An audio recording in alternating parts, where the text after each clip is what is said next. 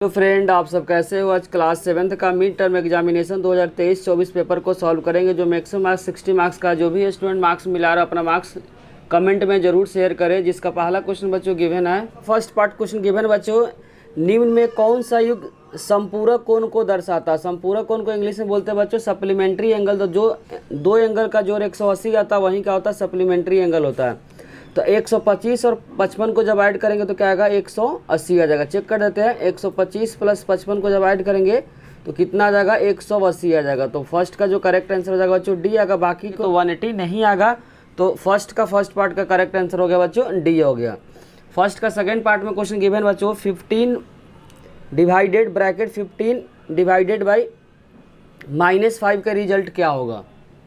पहले सॉल्व करेंगे बच्चों ब्रैकेट को, तो यहाँ हो जाएगा 15 डिवाइडेड बाई, जब ब्रैकेट को सॉल्व करेंगे तो 5 के टेबल में 15 कितने पे आता, -3 नंबर पे आ जाएगा, क्योंकि माइनस है तो -3 पे आएगा। जब डिवाइड करेंगे 15 अपॉन -3 तो कटिंग होने का जो रिजल्ट आएगा जो -5 आएगा। फर्स्ट का जो सेकेंड पार्ट है उसका आंसर आ रहा है जो -5 जो कि ऑप्शन नंबर सी में गिवन है, तो इसका आंसर हो जाएगा सी पार्ट। फर्स्ट का थर्ड पार्ट में क्वेश्चन गिवन बच्चों, यदि त्रिभुज का क्षेत्रफल क्या है 24 सेंटीमीटर है और आधार कितना 8 सेंटीमीटर है, तो इसका ऊंचाई बताना है।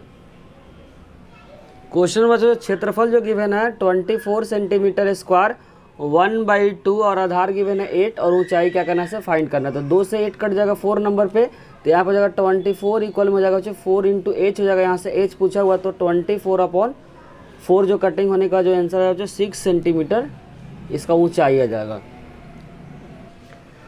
तो फर्स्ट का जो थर्ड पार्ट है उसका आंसर आ जाएगा 6 सेंटीमीटर, जो कि ऑप्शन नंबर सी में गिवन। थर्ड पार्ट का करेक्ट आंसर आ रहा है बच्चों सी आ रहा है। उसी तरीके से क्वेश्चन गिवन, दी गई आकृति में एल समांतर है एम के, एन एक तिर्यक रेखा, तो निम्न में कौन सा संगत कोण को दर्शाता है। तो ध्यान रखो जो 5 यहाँ पर 6 का 5 6 ऑप्शन में नहीं है, 1 2 के बराबर है, जो कि ऑप्शन नंबर बच्चों डी में गिवन है।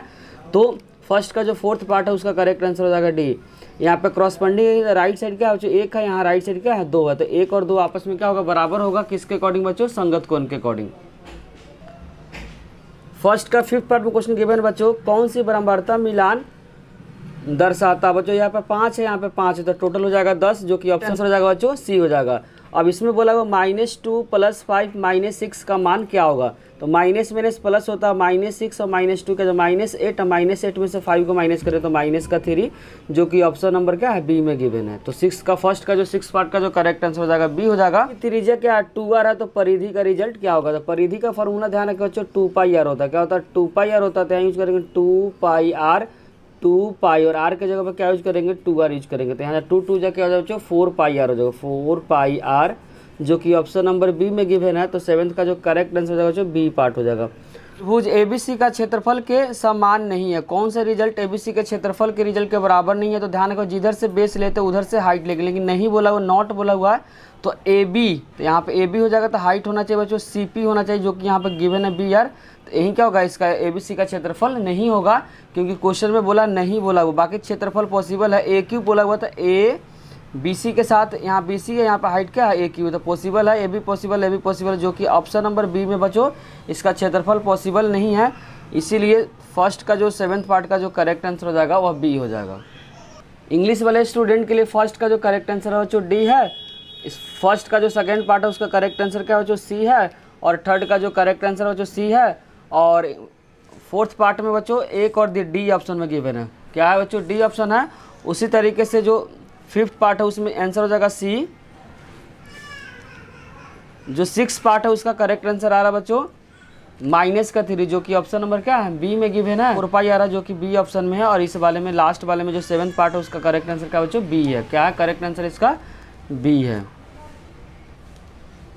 फर्स्ट का जो 9th पार्ट बच्चों उसमें क्वेश्चन गिवन है, एक विद्यालय में 11 कक्षाओं में पढ़ने वाले विद्यार्थियों की संख्या इस प्रकार है, उन कक्षाओं में बराबरता कितनी होगी जब जिनमें 38 क्या है विद्यार्थी है। चेक कर लेंगे बच्चों 38 का संख्या कितना आता है, यहाँ पे 1 बार है, यहाँ पे 2 बार है, यहाँ पे 3 बार, तो आंसर हो जाएगा बच्चों 3, जो कि ऑप्शन नंबर क्या है डी में गिवन है। इसमें चेक करना कि 38 का संख्या कितना, 1 बार 2 बार 3 बार, तो आंसर क्या आ जाएगा बच्चों फ्रीक्वेंसी का जो संख्या हो जाएगा 3 हो जाएगा, जो कि ऑप्शन नंबर बच्चों डी में गिवन है। ऑप्शन नंबर किस में गिवन है, डी में गिवन है। इसका जो 10th पार्ट है उसमें क्वेश्चन गिवन है, प्रथम 5 ऋणात्मक पूर्णांकों का योग क्या होगा। तो पहला होगा -1, फिर -2, फिर -3 और -4 और माइनस का 5। जब ऐड करें 5 और 9 3 12 2 14 1 15, जो कि ऑप्शन नंबर ए में गिवन है। तो फर्स्ट का जो 10वां पार्ट है उसका करेक्ट आंसर क्या होगा, ए हो जाएगा।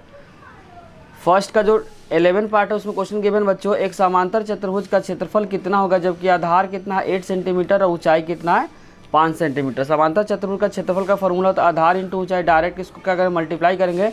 8 को 5 से मल्टीप्लाई करेंगे तो 40 आएगा, जो कि ऑप्शन नंबर क्या है, डी में गिवन है।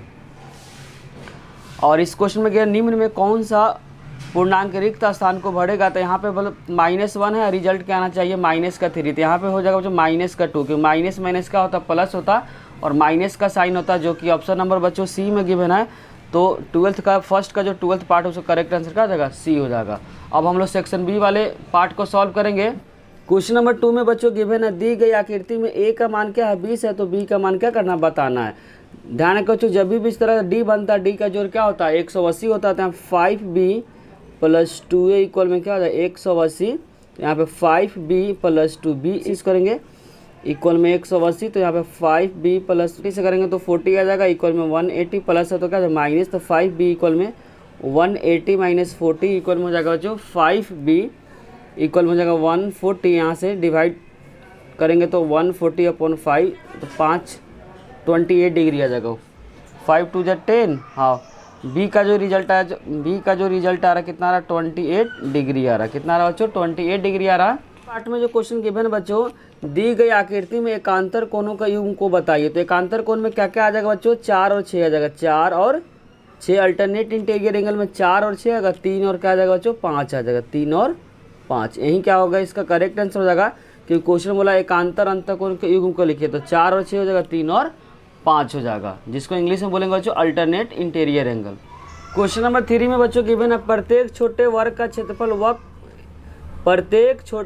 क्षेत्रफल 1 वर्ग सेंटीमीटर है, तो छांकित भाग का क्षेत्रफल ज्ञात करें। तो छांकित भाग को क्या करेंगे, काउंट करेंगे। तो यहाँ 1 हो जाएगा, 2 भाग 3 4 5 6 7। तो 7 का क्या कर देंगे, आधा कर देंगे, क्योंकि एरिया क्या है आधा को रिप्रेजेंट कर रहा है, हाफ को रिप्रेजेंट कर रहा है। अब पूरे एक छोटा सा वर्ग का जो क्षेत्रफल उसका 1 है, तो 7 का आधा करेंगे तो क्या बच्चों 3.5। तो 3.5 वर्ग सेंटीमीटर इसका क्या होगा करेक्ट आंसर हो जाएगा। बच्चों गिवन है, draw the parallelogram, right the number of line symmetry of the parallelogram. तो बच्चों पैरेललोग्राम इस तरह से बनेगा, इसे बताना कि नंबर ऑफ सिमेट्री कितने तरह से सिमेट्री पॉसिबल है।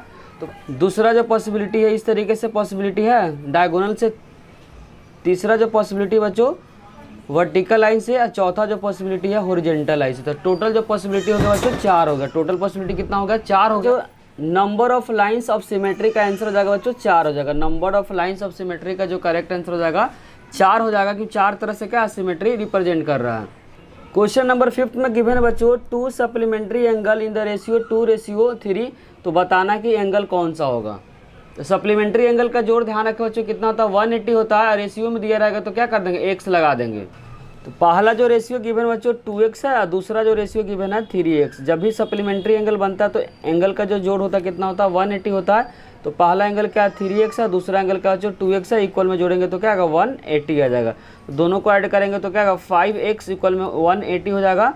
और यहाँ से x निकालेंगे तो 180 अपॉन का जब 5 हो जाएगा। जब डिवाइड करेंगे तो क्या 5 3 = 15 और 3 बचेगा तो 5 6 = 30 हो जाएगा। तो x का जो रिजल्ट आएगा बच्चों 36 डिग्री आ गया। लेकिन पूछा क्या बच्चों एंगल पूछा होते हैं। एंगल हो जाएगा 2x, तो 2 × x कितना बच्चों 36 है, मल्टीप्लाई करेंगे तो 72 डिग्री। तो पहला एंगल जो आ जाएगा बच्चों 72 डिग्री आ जाएगा। दूसरा भी दोनों एंगल पूछा हुआ तो 3 × x। x कितना बच्चों x का जो रिजल्ट है 36 डिग्री है, जब मल्टीप्लाई करेंगे तो 108 डिग्री है। जब पहला एंगल आ गया जो 72 डिग्री, दूसरा जो एंगल आ गया 108 डिग्री आ गया।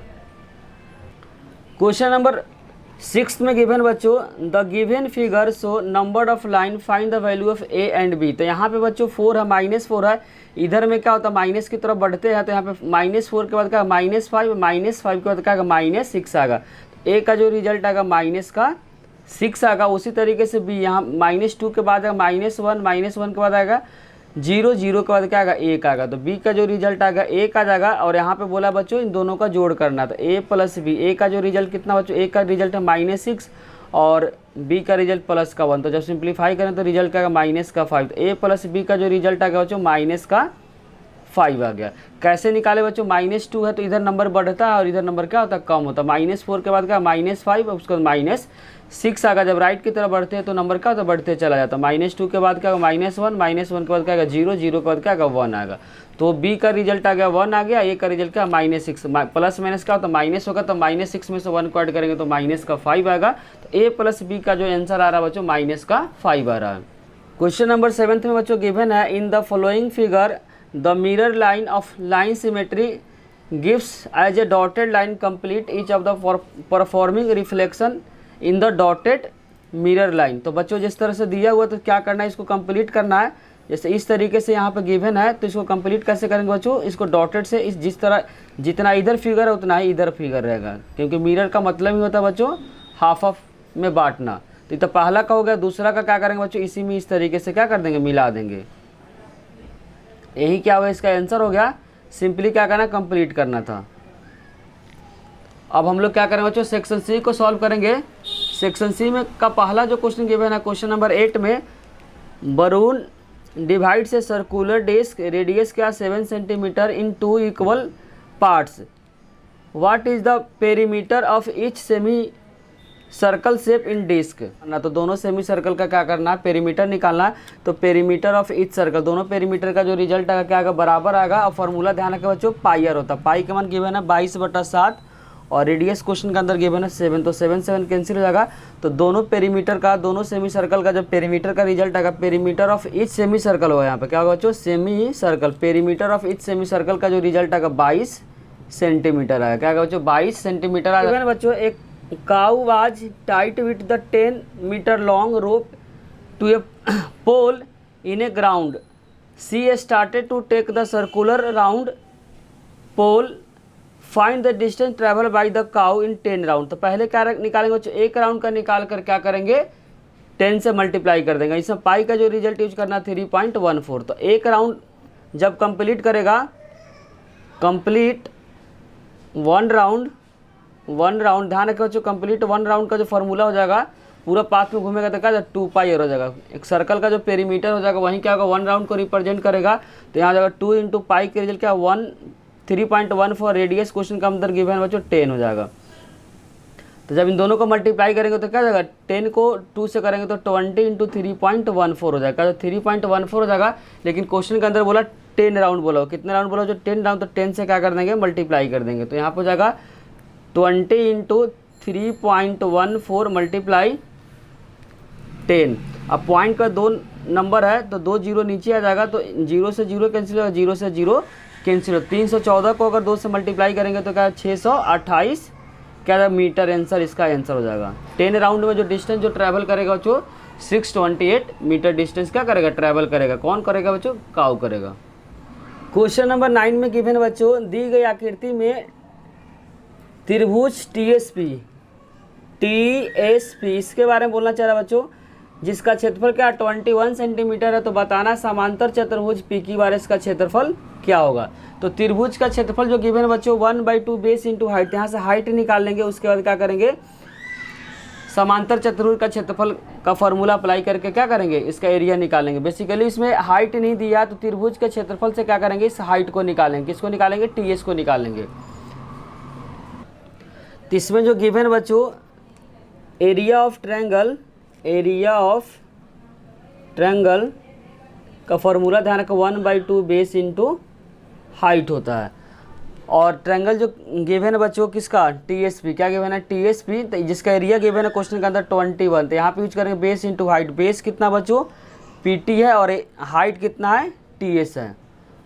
तो यहाँ पर 21 हो जाएगा 1/2, और पीटी का जो रिजल्ट क्वेश्चन के अंदर गिवन है 7 इंटू क्या हो जाएगा, टीएस हो जाएगा। तो क्रॉस मल्टीप्लाई करेंगे तो यहाँ हो जाएगा बच्चों 21 × 2 इक्वल में हो जाएगा 7 इंटू टीएस हो जाएगा। यहाँ से टीएस का जो रिजल्ट आएगा 21 × 2/7 हो जाएगा। 7 से 21 कट जाएगा 3 नंबर पे, तो टीएस का रिजल्ट आएगा बच्चों 6। टीएस का जो रिजल्ट आएगा बच्चों 6 सेंटीमीटर आ गया। कितना आ गया, टीएस का जो रिजल्ट यहाँ से निकल के आ गया 6 सेंटीमीटर आ गया। तो यहाँ से टीएस का जो रिजल्ट आ गया 6 सेंटीमीटर आ गया। और पैरेललोग्राम का एरिया होता है बेस इंटू हाइट होता है। एरिया ऑफ पैरेललोग्राम का जो फॉर्मूला होता है बच्चों, समांतर चतुर्भुज का जो क्षेत्रफल होता है बेस इंटू हाइट होता है, बेस इंटू हाइट। तो बेस में क्या होता है 7 यहाँ पे 7 यहाँ पे, तो कितना होता है 14 हो जाएगा। तो यहाँ यूज करेंगे 14 और हाइट कितना बच्चों 6 है।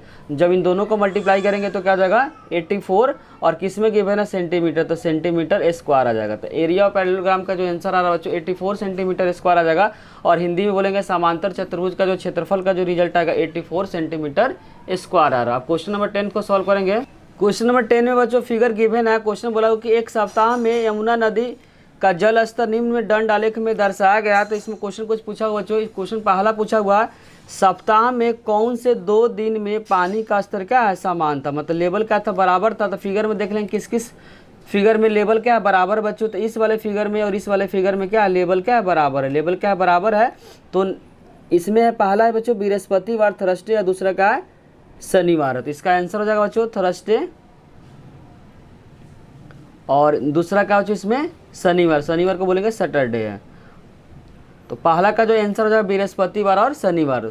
दूसरा में पूछा मंगलवार और गुरुवार के पानी के स्तर में कितना अंतर है। तो मंगलवार को चेक कर लेते बच्चों, मंगलवार से ज़्यादा 204 से क्या कम है। तो यहाँ पे लिखेंगे मंगलवार को जो रिजल्ट दिया बच्चों 203 से ज़्यादा 204 से क्या कम है, तो 203 पॉइंट क्या कर लेते 5 यूज कर लेते। उसी तरीके से गुरुवार का जो गिवन है बच्चों, गुरुवार का गिवन है 206 गिवन है, कितना है 206 गिवन है। अब दोनों का अंतर बोला तो अंतर में क्या करेंगे माइनस कर देंगे, अंतर में क्या करेंगे माइनस करेंगे। तो यहाँ पर हो जाएगा 206 और माइनस का 203 पॉइंट का 5 है, यहाँ पे 0 लगा देंगे। तो यहाँ पे 10 में से 5 गया तो क्या 5 हो जाएगा, यहाँ पे हो जाएगा जो 5, 5 में से 3 गया तो 2 हो जाएगा, 0 और 2 हो जाएगा, कट जाएगा। तो यहाँ पे 2.5 है, क्या आएगा बच्चों 2.5 आएगा। तो सेकेंड पार्ट का जो आंसर आ रहा है बच्चों 2.5 आ रहा है। क्वेश्चन बोला सप्ताह में कितने दिन पानी का स्तर 204.5 मीटर से अधिक है। क्वेश्चन में बोला बच्चों सप्ताह में कितने दिन पानी का स्तर 204.5 मीटर से अधिक है। तो यहाँ पे चेक कर लेते हैं 204 मीटर से जो अधिक है बच्चों, यहाँ से सभी अधिक है। तो एक हो जाएगा 2, 3, 4, 5। तो इसका आंसर हो जाएगा बच्चों 5 दिन ऐसे है जो 204.5 मीटर से क्या पानी का लेवल अधिक है। अगर बच्चों वीडियो अच्छी लगी हो तो लाइक कमेंट और सब्सक्राइब करना चैनल को ना भूलें। कोई भी डाउट हो तो कमेंट सेक्शन में उसे ज़रूर लिखें और साथ साथ अपना मार्क्स शेयर करना भी ना भूलें।